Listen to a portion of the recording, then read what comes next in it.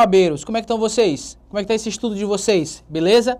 Bom, vencida aqui já a nossa primeira aula, vamos para a segunda, tá? Só lembrando vocês, poxa, professor, eu estava olhando a parte de direito do trabalho e realmente eu fiz a escolha certa, eu não escolhi direito do trabalho para a segunda fase. Não se preocupe não, você vai ter aí direito administrativo com a Lidiane Coutinho e a Arsênia Beckenfield, você vai ter aí direito tributário com o professor Rafael Novaes, não precisa se preocupar com isso, tá? O que você precisa se preocupar? Ver a disciplina que você marcou para a primeira fase, porque você já marcou a sua disciplina, ok? E estudar ela com mais afinco, porque você precisa dela já para a segunda fase, tá? Mas para a primeira fase, você se concentra em resolver as questões. Assim como a gente está fazendo aqui, resolvendo questão, mostrando conteúdo, resolvendo questão. Você precisa disso. Resolve a questão, lê a legislação referente àquela questão. Isso você precisa sempre. Por quê? Para que fique fresco na cabeça de vocês. Quero ver se alguém notou um detalhe. Todo mundo percebeu qual era o número da questão do tópico passado? Percebeu? Todas as 3 questões que nós resolvemos foram as questões 80. A última questão da prova. Aí você diz, poxa, professor, eu achei a questão fácil. Por que o pessoal não faça? Meu amigo, 80 é a última questão. O cara está cansado, com fome, com sono, com raiva, chateado, a coluna doendo, ar-condicionado no pé do ouvido aqui esfriando e o cara morrendo de frio ali se tremendo, louco para ir embora. O cara vai conseguir pensar com calma? Não vai. Então o que você vai fazer? Ver as questões que você tem mais afinidade com as disciplinas e resolve logo elas, tá? Ao invés de começar pela primeira, começa com a 70, questão de direito do trabalho. Aí vem direito do trabalho, processo de trabalho, gabarita a prova. Beleza, fica tranquilão. Pô, já matei 25% da prova, só preciso de mais 30 questões para estar aprovado. Beleza. Então assim, não siga a sequência da prova não. Faça aquilo que você sabe mais, ok? Porque você já garante suas 40, o resto é passeio no parque. Beleza? Vamos para cá? Pois então vamos. Jus postulandi. Quando a gente fala de jus postulandi ou jus postulação, é aquele princípio que nós falamos na aula passada. Exatamente aquele princípio que nós falamos na aula passada. Capacidade postulatória. Vamos aqui para o quadro. Ó, só para deixar claro para vocês. Jus, e toda vez que vocês virem isso aqui escrito, jus, significa direito. Postulandi, capacidade postulatória. O pessoal até brinca assim, a gente tem que ir na justiça pedir como quem pede a Deus. É o jus esperneandi, né? Por que jus esperneandi? É uma brincadeira que a gente faz com o latim, né? Para dizer que o cara está esperneando. Mas lembra-se disso. Jus postulandi, jus esperneandi. Se esperneandi vem de espernear, postulandi vem de postular. Capacidade postulatória. Beleza, OABeiros? Tudo lindo aí? Pois então vamos cá. Primeira questão da aula de hoje, exame 9. Questão 80, também a questão 80, que maravilha. Na Justiça do Trabalho, segundo o entendimento simulado pelo TST, é correto afirmar-se que o jus postulandi para tudo.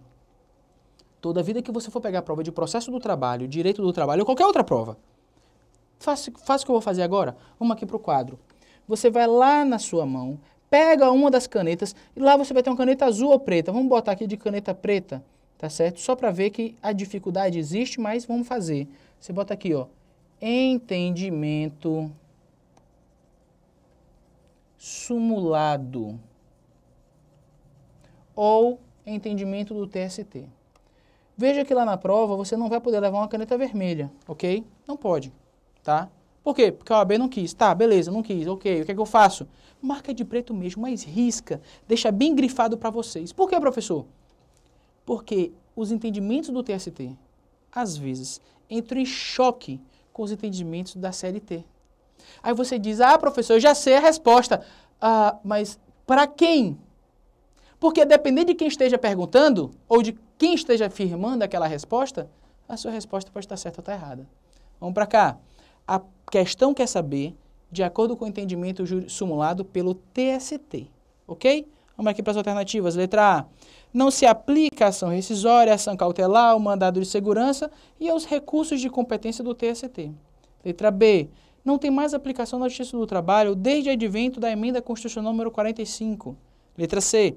Aplica-se em todas as causas cujo valor seja inferior a 20 salários mínimos, porque a partir deste patamar o advogado é indispensável. Letra D. aplica-se irrestritamente na seara trabalhista em todas as esferas, instâncias e ações, sendo uma dessas características mais marcantes para tudo. Você vai ter que analisar isso com calma, com muita calma. Então o que você faz? Não adianta chegar lá na hora, ei fiscal, vou deitar aqui no chão fazer um yoga para me concentrar. Não dá, tá certo? Então você tem que ter algumas relações mnemônicas rápidas na cabeça. Jus postulandi, capacidade de postulação, complexidade do processo. Faça essa relação na cabeça de vocês. Postular, difícil. Por quê? Imagina você, agora, antes de tirar a sua OAB, tá certo? Antes, tá? Antes de tirar a OAB. Alguém chega para você e diz assim, cara, é o seguinte, eu ia ter que fazer uma postulação oral no Tribunal Superior do Trabalho. O ministro relator do meu processo é ninguém menos do que Maurício Godinho Delgado. Né? Godinho Delgado. Sabe quem é, não sabe? Sabe não? É o Papa do Direito do Trabalho. Você vai lá fazer a sustentação oral para mim? Que sustentação oral, professor? Você iria lá no TST sustentar um recurso de revista ou de embargos frente ao cara que lhe ensinou direito do trabalho? Eu iria. Sim, Marrentão, bonito você. Sem capacidade, meu amigo, fica difícil. Então, as causas complexas, elas determinaram muitos problemas para as próprias partes no processo do trabalho, tá? Então, para resolver esse problema, a Justiça do Trabalho, ela limitou o jus postulandi. Capacidade postulatória é das partes, mas não só das partes, ok? Então, com essa limitação do jus postulandi, né, e depois das nossas reformas no processo do trabalho, ou na Justiça do Trabalho, nós vamos adaptando esse processo, tá? A alternativa, a questão, ela traz inclusive a informação que eu acho fantástica. Emenda Constitucional número 45. Professor, eu não sei nem o que é isso. Vamos aqui, pisa o pé no freio e volta um pouquinho agora. Artigo 114 da Constituição, inciso 1, diz o seguinte, compete à Justiça do Trabalho conhecer e julgar, inciso 1, das demandas que envolvem direitos, relação de trabalho ou relação de emprego. Antes da emenda, direitos decorrentes da relação de emprego, ou seja, apenas empregados, apenas quem era protegido pela CLT tinha direito para a Justiça do Trabalho. Depois da emenda constitucional, direitos decorrentes da relação de trabalho, ou seja, todo mundo que é trabalhador, todo mundo que vende o seu tempo de serviço, a sua força de trabalho, tem direito a discutir na Justiça do Trabalho as suas demandas. Lógico que esse inciso, particularmente esse inciso, ele teve interpretação restrita, ou seja, servidor público não é entendido como trabalhador para fins de aplicação desse inciso, tá? Não estou dizendo que servidor público não trabalha, trabalha muito, mas para fins desse inciso eu não aplico a Justiça do Trabalho para servidores públicos quando eles querem discutir o próprio estatuto, tá? Mas, perfeito, significa dizer que eu ampliei a competência da Justiça do Trabalho, ampliou. Então, eu não posso dizer que pela ampliação, né, eu vou mexer em alguma coisa, não, tá? A emenda constitucional que é colocada aí no texto da questão para vocês é só para confundir a cabeça de vocês. Não fala nada sobre jus postulandi, fala sobre competência. Quem é que fala sobre jus postulandi? A súmula 425 do TST, que fala para a gente sobre jus postulandi. Vamos a ela? Vamos para cá, para o quadro. Súmula 425 diz assim, o jus postulandi das partes. Lembra disso. A capacidade postulatória não é do advogado, é das partes, ok? É estabelecido no artigo 791 da CLT. Limita-se às varas do trabalho e aos tribunais regionais do trabalho. Para 791 da CLT, diz que as partes têm capacidade postulatória? Perfeito, diz. Só que a jurisprudência restringiu isso. Então, se eu fosse perguntar na questão de acordo com a CLT, a resposta era uma. De acordo com a súmula, é outra. Por isso que eu tive que marcar lá no caput da questão. Entendimento sumulado pelo TST. Eu quero saber sobre esta súmula aqui. Aí, o que ele diz para cá? Vamos cá. Não alcançado ação rescisória, ação cautelar, mandado de segurança e recursos de competência do TST.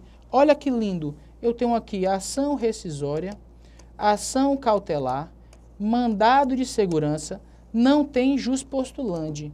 Mais do que eles, qualquer recurso de competência do TST. Professor, baseado nisso, significa dizer o quê? Bom, significa dizer, por exemplo, que recurso de revista e recurso de embargos do 894 da CLT sempre terão advogados. Por quê? Porque são recursos exclusivos do TST.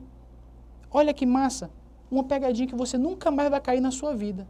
RR e embargos, TST. RR não é Rogério Renzetti, não. RR é recurso de revista, tá? Nem adianta. Pode até fazer relação ao professor, não tem problema. Rogério Renzetti, TST, vai que ele vira ministro. Fica ainda mais fácil, né? Então, recurso de revista e embargos sempre será TST. Por quê? Porque recurso de competência do TST tem que ter advogado.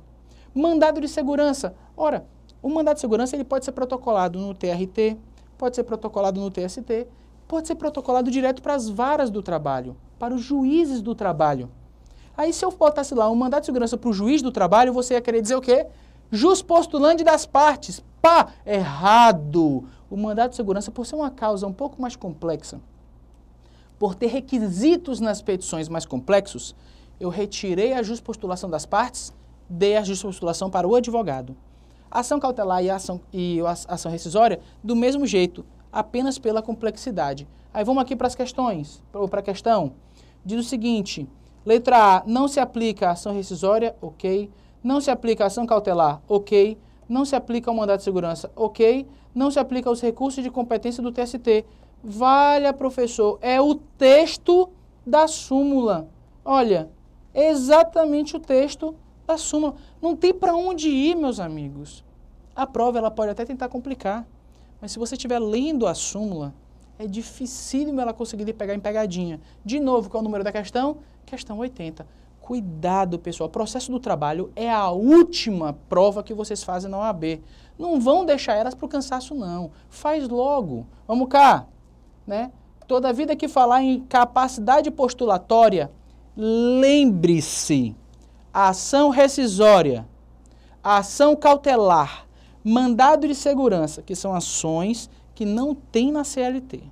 Ainda, recursos de competência do Tribunal Superior do Trabalho. Lembra, RR, Rogério Renzetti, recurso de revista, TST. Tá? Lembra disso, tá? Faz essa brincadeira, não tem problema, brincar é até bom.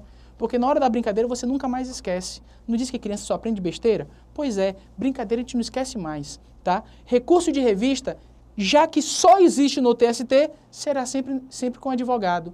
Aí eu uso ele para os demais. Recurso de revista, RO de competência do TST, embargos que sempre será do TST, agravo de instrumento julgado pelo TST, tudo será capacidade postulatória do advogado, não de acordo com a CLT, mas de acordo com o entendimento simulado pelo TST, ok? Vamos mais. Qual é o efeito da capacidade postulatória? O efeito claro aqui é o seguinte, tá? Vamos para cá. Se não tem capacidade, se as partes é quem tem capacidade postulatória, não o advogado não recebe honorários sucumbenciais. Onde é que eu confirmo isso? Para cá. Súmulas 219 e 329 do TST. Aí na 219, bota um asterisco aqui e traz a ação rescisória, por ter a necessidade de ter advogado, eu já tenho direito à aplicação da honorários sucumbenciais para o advogado. Professor, mas mandado de segurança não precisa de advogado? Precisa. Ação cautelar não precisa de advogado? Precisa. Mas o TST não se manifestou sobre eles. Então, como não se manifestou sobre eles, não adianta. Cuidado. Se antes do edital de vocês houver modificação de súmula, as modificações antes do edital, elas estarão válidas. Então, fica de olho. Publicou o edital? Olha como é que estão as súmulas e se teve alguma alteração. Se tiver, aquela alteração poderá cair na prova para vocês. Beleza? Vamos continuar aqui. Falar um pouquinho sobre tutela antecipada, tá? Pessoal, não vou discutir aqui, tá certo, sobre o novo Código de Processo Civil. Por quê? Ano de 2015, o Código de Processo Civil, ele não é aplicável para vocês, ok? Então, no ano de 2015, não tem aplicação do novo Código de Processo Civil, apenas em 2016, tá? Então, quando eu falo em tutela antecipada, eu falo em antecipação de tutela no Código de Processo Civil, artigo 273 do CPC. Perfeito? Beleza? Vamos aqui ver o que a questão traz para a gente. Exame 5 da OAB, questão 79. Ó, mudou, agora não é mais 80, é 79, tá vendo? Tá vendo a dificuldade? Faz logo a prova de trabalho, processo de trabalho, pessoal. Vamos cá. Caio Metalúrgico ajuizou ação trabalhista em face da empresa Ômega, postulando sua reintegração ao emprego, pois, segundo suas alegações, teria sido dispensado no curso de estabilidade sindical. Postulou ainda a concessão de medida liminar visando a tal reintegração até o final do processo, com base no artigo 659, inciso 10 da CLT. O juiz, ao apreciar o pedido de liminar, antes da citação da ré, decidiu pela sua denegação, dando prosseguimento ao feito. Ou seja, antes de julgar o processo, o juiz analisou o pedido de reintegração antecipada. Isso foi feito através de quê? Antecipação de tutela. Como é que eu sei disso? Se o pedido final é reintegração e a parte pede a reintegração no início do processo, eu estou pedindo antecipação dos efeitos daquela sentença que viria, ok? Então eu peço antecipação desses efeitos logo no início do processo para o cara ser reintegrado e não ficar morrendo de fome, o cara poder trabalhar. Beleza? Vamos para cá. Alternativas. Letra A. A natureza jurídica dessa decisão denegatória de liminar é de decisão interlocutória. Letra B. A natureza jurídica de decisão, da decisão denegatória de liminar é de decisão interlocutória. Letra C. A natureza jurídica da decisão denegatória de liminar é de natureza terminativa. Letra D. A natureza jurídica da decisão denegatória de liminar é de decisão definitiva. Bom, então aqui a primeira coisa que eu tenho que saber. Antecipação de tutela, feita antes da sentença, é feita como? Ora, eu tenho um processo, tá? Imagine aqui o nosso traço, o nosso processo no tempo aqui, ok? Esse processo no tempo, ele vai iniciar em algo, terminar em algo. Termina em quê? No provimento jurisdicional que eu busco. Esse provimento jurisdicional é dado para a gente através de um documento. Sentença, quando é do juiz. Decisão monocrática, sentença. Essa sentença ela pode ser de duas formas, terminativa ou definitiva. Terminativa, 267 do Código de Processo Civil.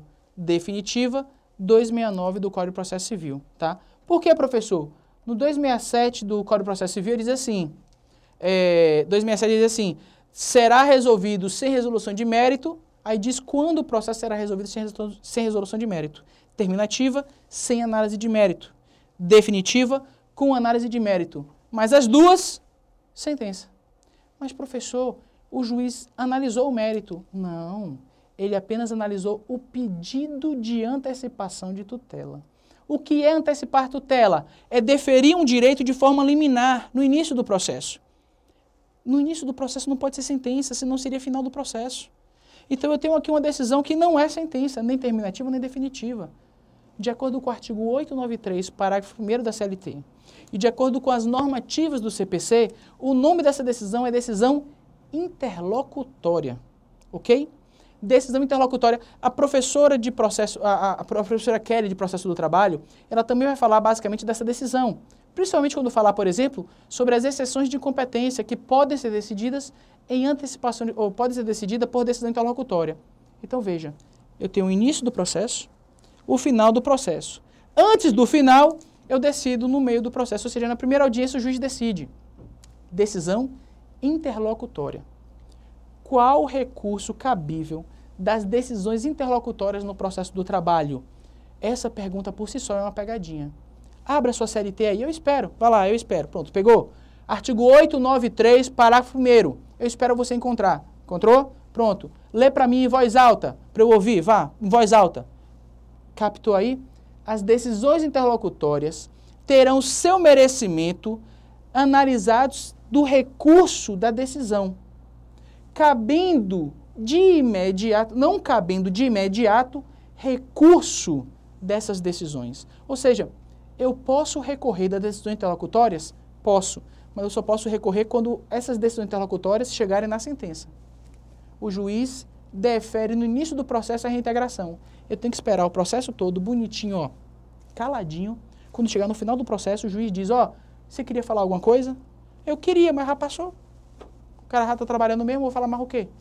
Mas eu não quero esperar até lá. Bom, aí é que é o nosso problema. Se você não quer esperar até lá, o processo do trabalho diz, não serão recorríveis de imediato as decisões interlocutórias. Beleza? Aí eu tenho o nosso problema. Bom, qual é a nossa solução? A questão, e essa questão principalmente, ela é absurdamente capciosa. Porque você acha que ela vai dizer uma coisa e ela diz outra. Quer ver? Olha cá. Eu já vi que não é decisão terminativa, já vi que não é decisão definitiva. Então a resposta ou é a A ou é a B. Vamos analisar o final. Não cabendo interposição de recurso de imediato, devendo ser deferida liminar. Não cabendo interposição de recurso de imediato, razão pela qual é cabível impetração de mandado de segurança. Então veja, a única diferente é o desfecho, é o final. Ou das decisões interlocutórias cabe o mandado de segurança, ou das decisões interlocutórias caberia o deferimento da liminar. Aí para tudo. Eu posso generalizar ou não generalizar. Neste caso, há um detalhe. O caput da questão faz referência ao artigo 659, inciso 10 da CLT, que diz o seguinte, ó, para cá.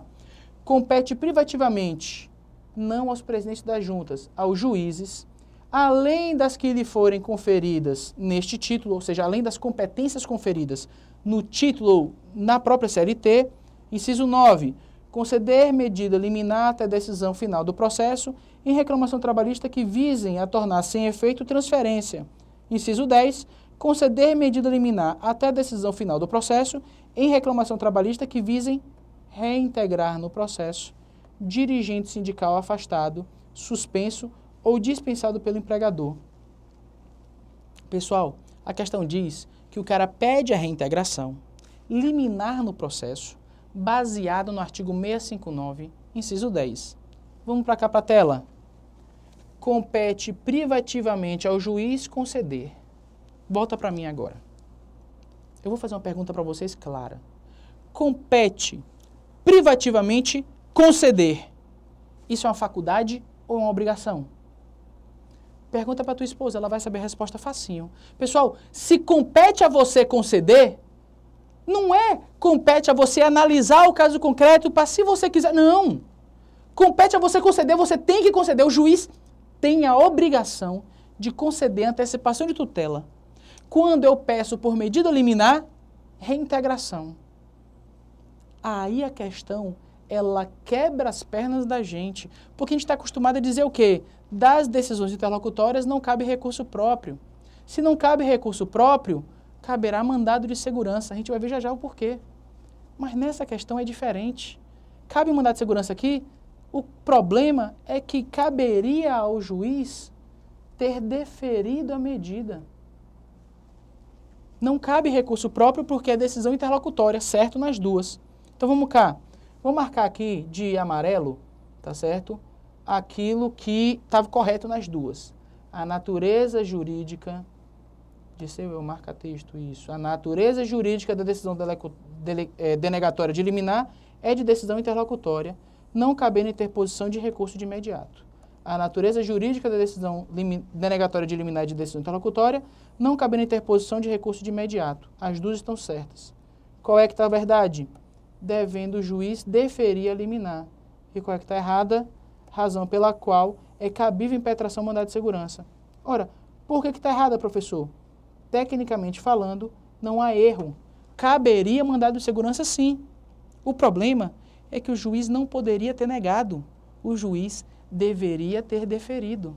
Porque é uma obrigação dele deferir a antecipação de tutela. Quando eu peço reintegração, no processo do trabalho. Ok? Então a pegadinha está aí. Não caberia o juiz ter negado. Ele deveria ter deferido a medida. Vamos procurar aqui agora. Gabarito, letra A. Muita gente boa nessa prova marcou a letra B, porque o recurso cabível realmente não existe. Então seria mandado de segurança, tá? Mas não caberia o juiz, nesse caso, negar, ele deveria ter deferido, ok? Vamos para a próxima questão, exame 14, questão 79. Geraldo requereu na sua petição inicial e teve deferida a concessão de tutela antecipada para sua imediata reintegração. Lembra do 659, inciso 10. Haja vista ser dirigente sindical. O ex-empregador, cientificado, impetrou mandado de segurança, na qual obteve liminar revogando a medida antecipada concedida. Professor, a decisão interlocutória deferiu a medida. Perfeito. Então o juiz agiu como deveria agir, mas a outra parte não gostou. Mandado de segurança. Por quê? Porque de decisão interlocutória não cabe recurso de imediato, só cabe mandado de segurança. Fez certo também a empresa. Vamos cá. Logo depois, a reclamação trabalhista de Geraldo foi instruída na vara do trabalho e encaminhada para a sentença, que julgou procedente o pedido, tendo o juiz concedido novamente a tutela antecipada, agora na sentença.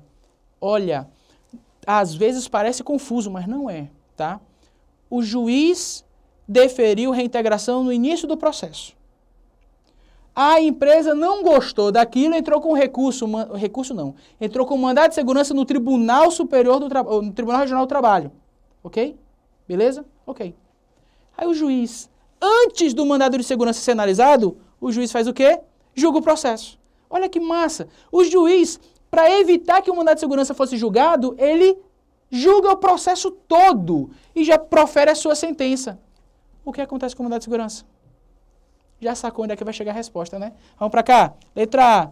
O juiz poderia conceder tutela na sentença e, nesse caso, o mandado de segurança perde o objeto. Letra B. O juiz não poderia conceder novamente a tutela antecipada, haja vista que a ela havia sido revogada pelo tribunal. C.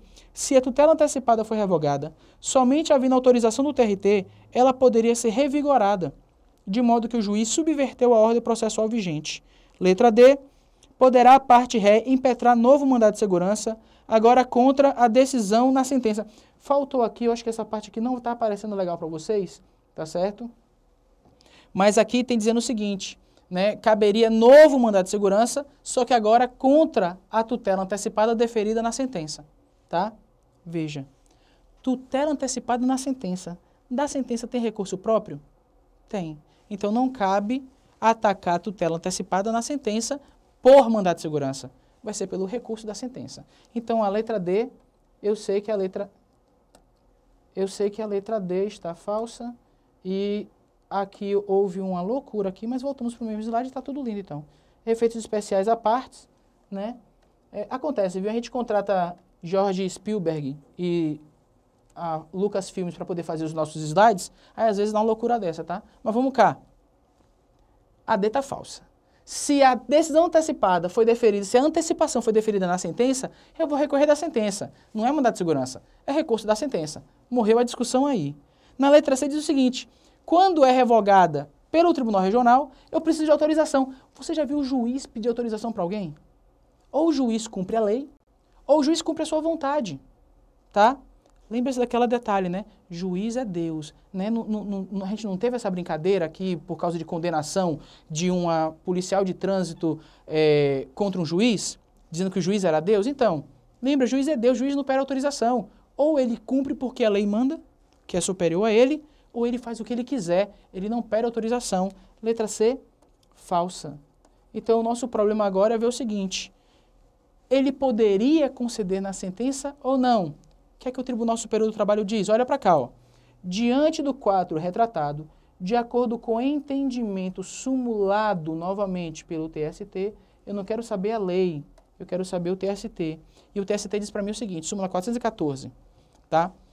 Ela diz para a gente aqui várias informações. Primeira informação, decisão interlocutória, por ser irrecorrível de imediato, ou seja, não ter recurso cabível a ela, caberá mandado de segurança. 2. Da decisão da antecipação de tutela deferida em sentença, não cabe mandado de segurança. Por quê? Porque o mandado de segurança vai caber apenas quando não cabe recurso. E da sentença cabe recurso. O artigo 895 da CLT, por exemplo, diz que das decisões dos juízes ou tribunais em primeira instância, caberá o quê? Caberá recurso ordinário. Então, se cabe recurso da decisão da sentença, não cabe mandado de segurança. E a terceira informação importantíssima para a gente, diz o seguinte, olha para cá. A superveniência da sentença nos autos originários faz perder o objeto do mandado de segurança que impugnava a concessão de tutela antecipada ou liminar. Ora, foi exatamente o que aconteceu. O juiz deferiu a liminar, a parte entrou com mandado de segurança no Tribunal Regional do Trabalho para questionar a liminar. Aí, para evitar problema, o juiz fez o quê? Julgou a liminar. Ok? Perfeito. Se o juiz julgou o processo, o que acontece com o mandado de segurança que questionava a decisão interlocutória? Ele perde o objeto, porque a decisão interlocutória ela deixa de existir, passa a existir sentença. E se passa a existir sentença, recurso ordinário da sentença. Não tem mais nem o que discutir, gabarito, letra A. Perfeito, pessoal? Aqui não tem o que questionar, tá? Aí veja, o que é que eu preciso perceber? Primeiro, se eu falo em antecipação em tutela, se eu falo em liminares, eu tenho que ver se é caso 659, inciso 9, transferência, 659, 10, reintegração. Nesses dois casos, o juiz ele não julga, ele é obrigado a deferir. Perfeito? Ok. 2. As antecipações de tutela do CPC são cabíveis no processo do trabalho. Por quê? Porque toda vez que o processo do trabalho for omisso em algo, eu posso usar o CPC desde que não seja contrário aos princípios trabalhistas. É contrário ao princípio da celeridade eu permitir que o juiz defira a antecipação no início do processo? Lógico que não. Isso é a própria celeridade. Então pode, artigo 273 do CPC ser aplicado no processo do trabalho, porque eu aplico de forma subsidiária, artigo 769 da CLT, ok? Mais do que isso, as decisões interlocutórias são irrecorríveis de imediato, beleza? Então delas caberá mandado de segurança imediatamente. Para cá, não cabe recurso de imediato, portanto, mandado de segurança porque não tem recurso próprio. Se for da decisão final, mesmo por ser antecipação de tutela em sentença ou em acórdão, da sentença do acórdão cabe recurso, não tem o que discutir, não pode aplicar mandado de segurança. Beleza aqui, pessoal? Ok para vocês? Mais 2 assuntos vencidos, terminada a aula. Não deixem de acompanhar a aula com o Vademécum de vocês, com a CLT de vocês, com as súmulas e com as OJs. Aqui a gente apresenta apenas parte. Vocês precisam ter o todo para estar lendo o todo e aprender a manusear o material de vocês. Beleza? Pois, pessoal, muito obrigado pela presença de vocês. Fiquem com Deus e até a próxima aula.